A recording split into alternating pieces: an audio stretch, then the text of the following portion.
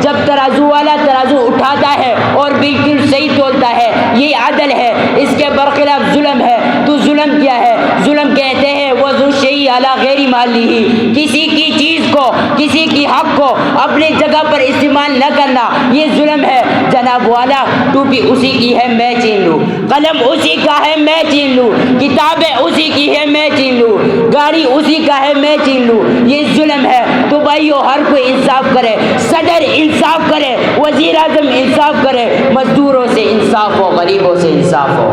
سوات کے درو دیواروں، ہم جس پیغمبر کے امتی ہیں وہ عادل تھے، سب کہیے وہ عادل تھے۔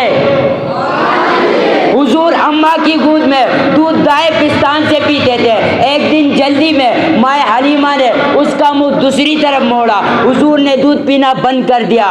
مائیں حلیمہ ڈر گئی کہ کیا ہو گیا میرے محمد کو، لیکن جب حضور کا منہ دائیں طرف موڑا، حضور نے دودھ پینا شروع کیا اور ہاتھ سے اشارہ کیا یہ میرا حق ہے، وہ میرے بھائی کا حق تھا، اور میں اماں کی گود میں بھی دوسرے کا حق نہیں لوں گا۔ یہ انصاف ہے۔ رخ مصطفیٰ کو دیکھا تو دیون جنتی کا، یہ کرم ہے مصطفیٰ کا، شب غم نے ڈنسی کا۔